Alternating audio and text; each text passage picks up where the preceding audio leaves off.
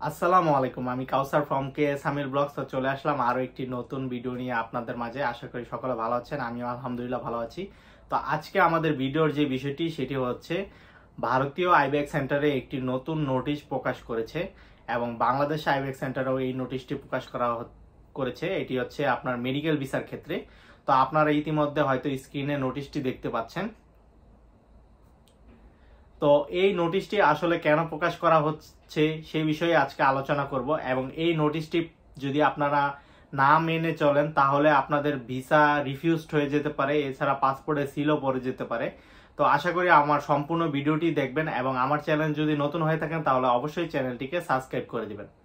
তো ভারতীয় আইব্যাক সেন্টারে যে নোটিশটি প্রকাশ করা হচ্ছে সেটি হচ্ছে মেডিকেল ভিসার জন্য গুরুত্বপূর্ণ পরামর্শ। মেডিকেল ভিসার জন্য আবেদনকারীর শুধুমাত্র সেই মনোনীত হাসপাতালেই যেতে হবে যার জন্য ভিসা জারি করা হয়েছে।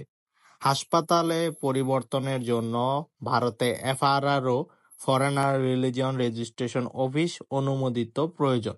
এফআরআরও অনুমতি ছাড়া হাসপাতাল পরিবর্তন করা ভিসা নিয়ম লঙ্ঘনের পরিমাণ এবং ভবিষ্যৎ ভারত ভ্রমণের নিষেধাজ্ঞা কারণ হতে পারে।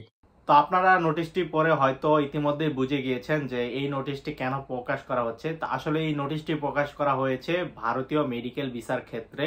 আপনারা যদি আপনাদের হসপিটালের যদি চেঞ্জ করেন সেক্ষেত্রে আপনাদের এফআরআরও যে রয়েছে সেই এফআরআরও আপনার রেজিস্ট্রেশন করতে হবে এবং তাদের পারমিশন নিতে হবে। এফআরআরও বলতে কি বোঝায়? এফআরআরও হচ্ছে ফরেনার রিলিজিয়ন রেজিস্ট্রেশন অফিস। তো এই এফআরআরও আপনার হচ্ছে যদি ভারতের মধ্যে অন্য কোনো দেশ থেকে যদি কোনো ফরেনার যদি ভারতে প্রবেশ করে এবং সেই ক্ষেত্রে যদি কোনো দুর্ঘটনার শিকার হয় বা কোনো সমস্যার সম্মুখীন হয় সেই ক্ষেত্রে আপনার সেই ফরেনারগুলো আপনার এই এফআরআর সাহায্য নিয়েই ভারত থেকে পুনরায় সেই তাদের নিজেদের দেশে আপনার রিটার্ন করে। তো এই এফআরআর কাজ হচ্ছে আপনার সকল সমস্যাগুলো সমাধান করার। তো ভারতীয় মেডিকেল ভিসায় আমরা অনেকেই যখন ভিসার জন্য আবেদন করি তখন আমরা কি করি, সেই মেডিকেলের অ্যাপয়েন্টমেন্ট ডেট দিয়ে আমরা ভিসা আবেদন করি এবং ভিসা পাওয়ার পর আমরা ভারতে যাই এবং ভারতে গিয়ে সেই মেডিকেলে আমরা চিকিৎসা না নিয়ে অন্য কোনো একটি মেডিকেলে চিকিৎসা নেই বা অন্য কোনো ডাক্তার দেখাই।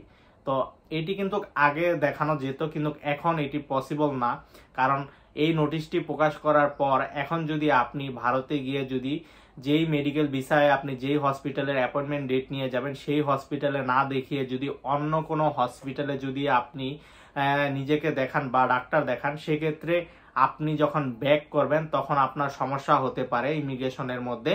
আর যদি ব্যাক করার সময় সমস্যা নাও হয়, আপনি যখন বাংলাদেশে এসে পুনরায় আবার ভারতীয় ভিসার জন্য আবেদন করবেন তখন কিন্তু আপনার ভিসা রিফিউজড হওয়ার সম্ভাবনা অনেক বেশি। আবার অনেক ক্ষেত্রে দেখা যায় যে আপনার ভিসায় সিলও দিয়ে দেয় যখন তারা আপনার বুঝে ফেলে যে আপনি যেই ভিসায় আপনার যেই হসপিটালের অ্যাপয়েন্টমেন্ট ডেট নিয়ে ভারত গিয়েছেন সেই হসপিটালে আপনি চিকিৎসা নেননি। তো এটি কিন্তু একটি বড় ধরনের অপরাধ।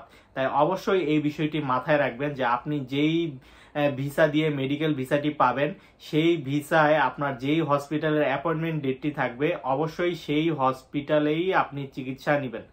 আর যদি ভারতে যাওয়ার পর কোনো দুর্ঘটনা বা কোনো কারণবশত আপনার যদি হসপিটাল চেঞ্জ করতে হয় সেক্ষেত্রে আপনি অবশ্যই হসপিটাল চেঞ্জ করার আগে এফআরআর যে রয়েছে ফরেনার রিলিজিয়ন রেজিস্ট্রেশন অফিস সেই অফিস থেকে আপনি একটি পারমিশন নেবেন।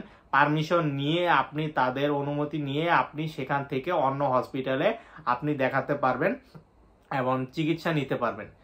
তো এছাড়াও অনেকে আমরা কি করি যে ভারতে যাই, তো ভারতে গিয়ে এফআরআর পারমিশন নেওয়ার চেষ্টা করি কিন্তু দুর্ঘটনাবশত আমরা পারমিশন নিতে পারি না। তো সেই ক্ষেত্রে তাদের করণীয় কি? তো সেই ক্ষেত্রে আপনারা যেই কাজটি করবেন সেটি হচ্ছে আপনারা যখন যেই হসপিটালের অ্যাপয়েন্টমেন্ট ডেটটি নিয়ে আপনারা যাবেন অবশ্যই সেই হসপিটালে একটু হলেও চেক আপ করিয়ে আসবেন বা যে কোনো আপনার কিছু একটা করবেন যেন সেখান থেকে আপনি একটি ডকুমেন্টস কালেক্ট করতে পারেন, যেন আপনি পুনরায় যখন ভারতে থেকে বাংলাদেশে ব্যাক করবেন সেক্ষেত্রে যাতে আপনি তাদেরকে দেখাতে পারেন যে আপনি যেই ভিসায় যেই হসপিটালের অ্যাপয়েন্টমেন্ট ডেট নিয়ে গিয়েছেন সেই হসপিটালে আপনি গিয়েছিলেন, আপনি যেন প্রমাণস্বরূপ সেই জিনিসটি আপনার সাথে রাখতে পারেন। তো এটি অবশ্যই মাথায় রাখবেন এবং এই বিষয়গুলো আপনি যদি পালন করেন তাহলে আপনার মেডিকেল ভিসায় আপনার ভিসা রিফিউজড হবে না এবং আপনি সহজেই ভারতে গিয়ে আপনি আপনার চিকিৎসা করাতে পারবেন এবং আপনার যদি প্রয়োজন পড়ে সেক্ষেত্রে আপনি এফআরআর পারমিশন নিয়ে এক হসপিটাল থেকে অন্য হসপিটালেও গিয়ে চিকিৎসা নিতে পারবেন। তো আজকের ভিডিওটি ছিল এতটুকুই। তো ভিডিওটি ভালো লেগে থাকলে অবশ্যই চ্যানেলটিকে সাবস্ক্রাইব করে দিবেন। ধন্যবাদ সবাইকে। আসসালামু আলাইকুম।